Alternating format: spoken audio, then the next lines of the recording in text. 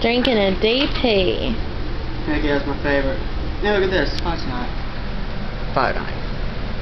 EA Yum. Sports. It's in the game. And I've got my second favorite drink, Mountain Dew.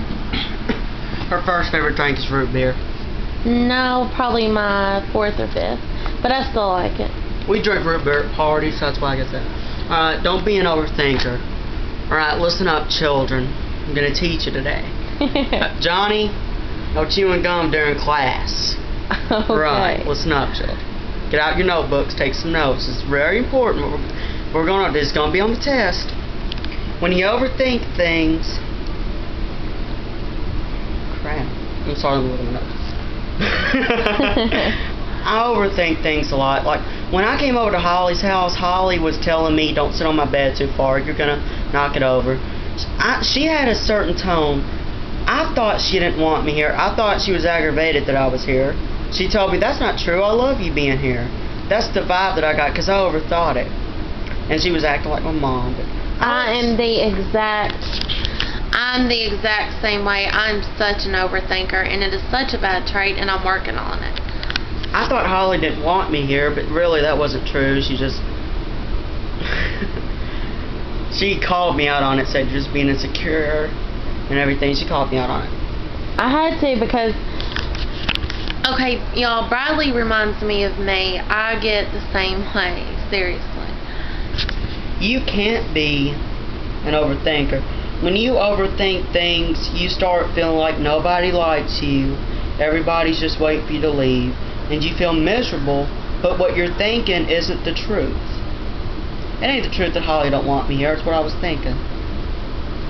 This is going to be on the test tomorrow. Y'all better study hard. Alright, Holly wanted to talk about something. That's all you wanted to say? Yeah, that's what came to mind. Maybe you can talk about more later. Uh-huh. Hi everyone, Holly here. Oh yeah, God put it in our head what to talk about today. But it's a weird subject. Yes, God did put in my head ideas. The first one I have is waiting to have sex until you're married or old enough. Oh my goodness, listen up, children. This is for the teenagers and all that. Y'all, this is something that I did struggle with, I will admit, in my younger days. I didn't have the guidance that I have now, which not that my mother didn't teach me that I shouldn't have sex at a young age, and really I didn't. Not at a very young age or anything. I was grown, you know. But it was premarital though. It was premarital, and we're gonna get to that in a minute though. But guys, this is, if you're young, if you know, and you're thinking about it, just remember the Lord has someone really special waiting on you, and that person is worth waiting for. Can I add something I know you're not gonna say? What's gonna happen is you're gonna be a teenager. You're only gonna be in your 20s. You're going to have a kid, and I'm 15, and I know this. You're going to have a kid, and you're going to want to party all the time. You're still going to be in your party phase. You're going to have a baby at home that needs to be fed, needs a diaper change, needs all this stuff. You're not going to want to be able to take care of your baby like you should, because you're just going to want to go out and party all the time. Kids shouldn't have kids. That is so true.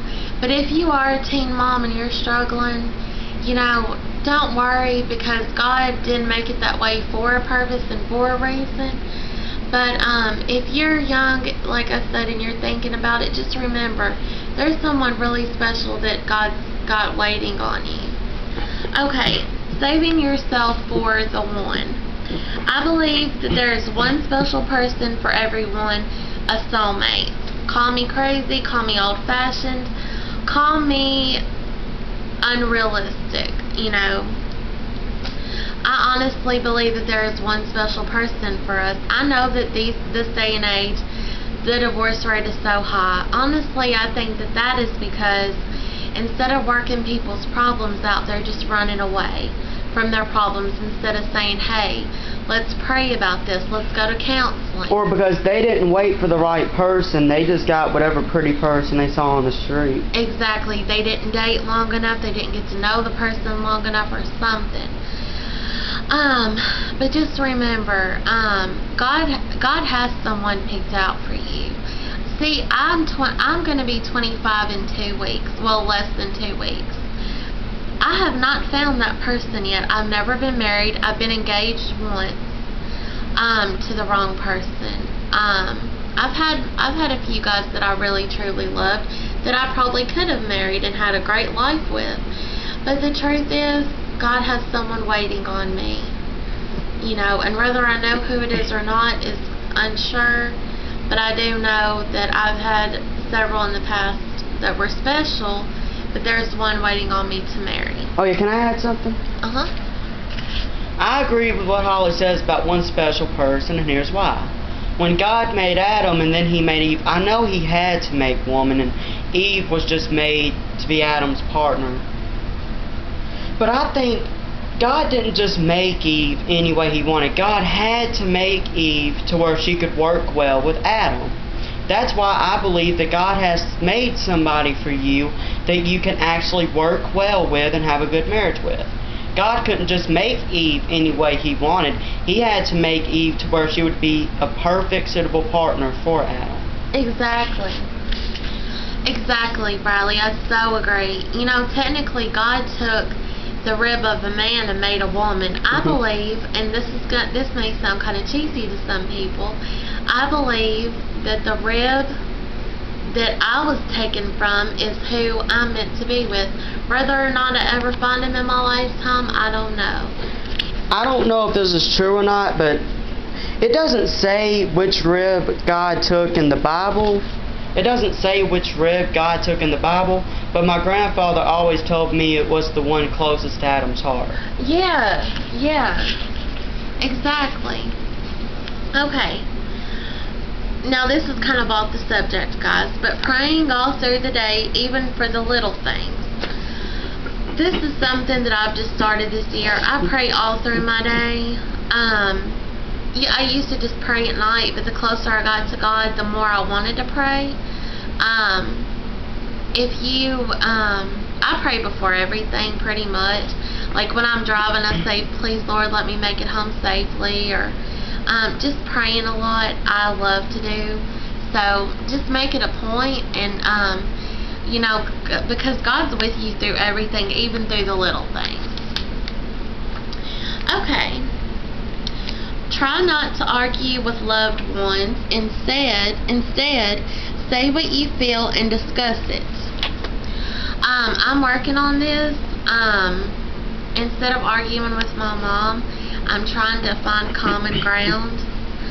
I have my other cousin. We kind of fight sometimes, but I love him to death, and I'm trying not to actually argue with him, just kind of have a discussion. Oh yeah. Holly is a natural born good person. She was naturally born good. Not that she was born perfect. She's certainly not perfect. Oh, well, thank but you. She was born, she naturally doesn't like to argue with people. She's been like that her whole life. I've been told recently by a very special person that I have a big heart. And it makes me feel really good, because I'm glad that people are able to recognize how big my heart actually is. Sometimes I think it might be a little too big for me, but I know that it's straight from God. And God made you exactly the way He needed you. Exactly. Okay. One more, guys. When feeling down, turn to others for support and inspiration. When I'm feeling down, I turn to Joyce Meyer, Joel Osteen, my cousin Bradley here, my other two cousins that are his siblings. One of them don't listen. Basically, in a nutshell, I turn to family or close friends. Or preachers. Or preachers on TV. I love watching the Christian channels. I get a lot of inspiration from them. Joyce Meyer, somehow